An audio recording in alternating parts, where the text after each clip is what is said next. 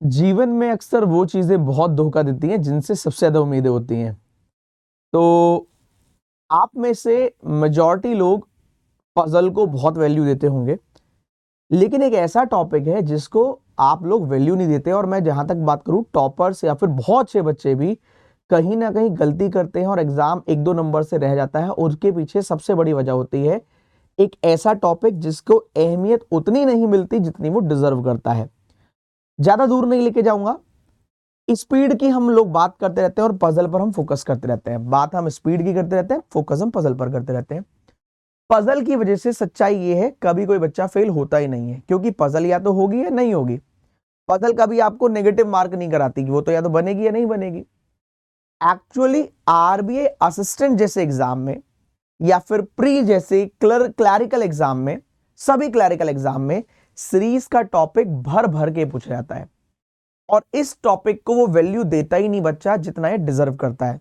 मैं पिछले 10 सालों से पढ़ा रहा हूं और मैं आपको लिटरली बता रहा हूं कि बहुत ही सरप्राइज है ये आज भी जानकर कि अगर एक एक मिनट का समय भी दिया जाता है बच्चे को तो भी वो कहीं ना कहीं गलती कर देता है। कहीं ना कहीं वो गलती कर देता है, फिर भी पता नहीं क्यों। तो ये टॉपिक को वैल्यू दीजिए, सीरीज को एक बार डिटेल में पढ़ लीजिए, डेप्थ में देख लीजिए। मेरी बहुत सारी वीडियोस हैं और मैं आपके लिए, अगर आप बोलोगे कि सर एक 2-3 घंटे की इस पर भी एक वीडियो ले आओ, तो मैं इस पर भी एक वीडियो ले आऊंगा 2-3 घंटे के। पर मेरा आपसे यही कहना है, सीरीज जैसे टॉपिक को आसानी से जाने ना दे, क्योंकि क्लैरिकल में ये 5, 6, 7 नंबर का पक्का पूछा जाना है। 5 नंबर का तो 100% पूछा जाना है, हो सकता है 7-8 नंबर का भी पूछ ले। तो प्लीज 95% लोग यही गलती कर रहे हैं। मैं चाहता हूं आपका इस बार का एग्जाम, चाहे वो आरबीआई असिस्टेंट हो, चाहे एसबीआई क्लर्क हो अगर आए, या फिर एलआईसी का हो, या कोई भी क्लरिकल एग्जाम हो, सीरीज में थोड़ी सी निग्लिजेंस की वजह से आपका पेपर खराब ना हो।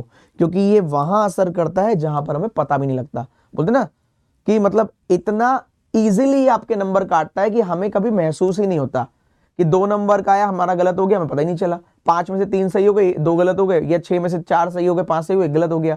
वो एक गलत हमें वो चोट देकर जाता है जो हमारे सिलेक्शन के वक्त 1 नंबर आधा नंबर पीछे ले जाता है, जिसकी वजह से हमारा सिलेक्शन रुक जाता है। तो अगर आप सिलेक्शन की रेस में अपने आप को मानते हैं तो आज इस धनतेरस के मौके पर मैं हैप्पी धनतेरस के साथ बोलूंगा, बी सिंसियर, बी अवेयर और फोकस कीजिएगा सीरीज के टॉपिक पर, क्योंकि ये आपकी सीरीज कहीं ना कहीं आपके सिलेक्शन में बाधा बन सकती है। हाँ, पीओ में इतना इंपैक्ट नहीं डालता, लेकिन क्लैरिकल में जरूर भर भर के पूछा जाता है। तो I wish you happy Dhanteras, happy Diwali, happy Govardhan, happy भैया दोस्त, सारे त्योहार। लेकिन पहले मैं ये बोलूंगा यार, आपके लिए देखो सारी चीजें तब अच्छी लगती हैं जब एक नौकरी लग जाती है।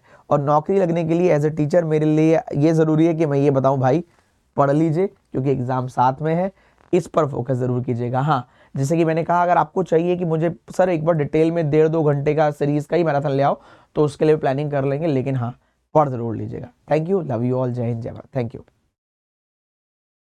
Once again, happy Diwali.